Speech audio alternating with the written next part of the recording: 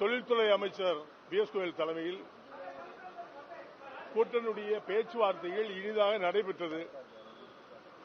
நாங்கள் சீட்டு கேட்டிருக்கோம், கொடுத்திருக்கோம்.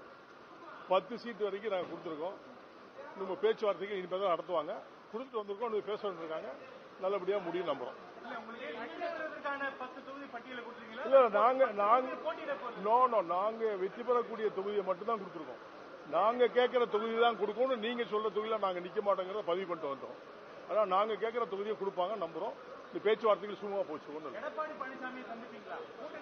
கண்டிப்பா அது அவர் தானே என்டி அலையன்ஸுடைய தலைவர். அவர் தானே எடப்பாடி அண்ணா என்டிஏ அலையன்ஸுடைய தலைவர் யாருன்னு கேட்டா தமிழ்நாட்டுடைய தலைவர் எடப்பாடி அண்ணா தான். யாராவது ஒருத்தர் கேளுங்களேன்.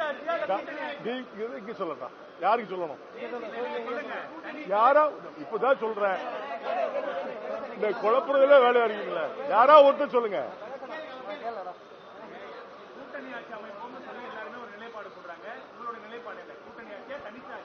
தேர்தல் நேரத்தில் முடிவு செய்யப்படும். இப்போ தேர்தலை பத்தி பேச்சுவார்த்தை நடந்துகிட்டு இருக்கு.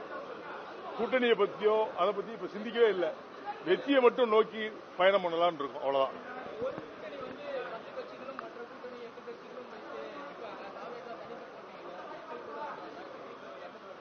அது நோ கமெண்ட்ஸ். தாவாகா பத்தி நோ கமெண்ட்ஸ்.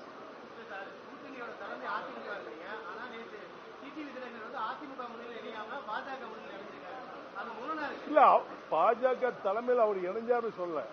பேச்சுவார்த்தைக்கு மினிஸ்டர் பீஸ் போல நியமனம் பண்ணிருக்காங்க கூட்டணியை பேசுறதுக்கு. அதன் அடிப்படையில் அவர் பேசுறாரு. அவ்வளவுதான். மற்றபடி அதுல என்ன இருக்கு? பேச்சுவார்த்தை பண்றதுக்கு தான் நியூஸ் வந்திருக்காங்க. தவிர கூட்டணி என்னங்கிறத நம்ம தான் முடிவு எடுக்கும். பேச்சுவார்த்தையில் தான் சொல்ல முடியும். தமிழக மக்கள் முன்னேற்றத்தில் 10 சீட்டு கேட்டிருக்கோம். இந்த பேச்சுவார்த்தையில் தான் சும்மா எத்தனை சீட்டுங்கிறத டிசைட் பண்ணுவோம். அது சொல்ல முடியாது. அது இப்ப சொல்ல மாட்டோம். ரகசியம் இல்ல. கொடுத்திருக்கோம். இந்த பேச்சுவார்த்தையில் தான் முடிவு செய்யப்படும். 10 தொகுதி கொடுத்திருக்கோம். பேச்சுவார்த்தையில் முடிவு செய்யப்படும். பேச்சுவார்த்தை நான் ஆரம்பிக்கவே இல்லையே.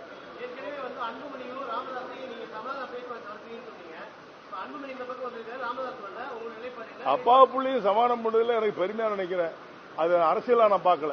சரிங்களா? அவங்க 2 பேரும் சமானமா இருக்கணும்னு நான் விரும்புறேன். அதன் அடிப்படையில் நான் சொன்னேன்.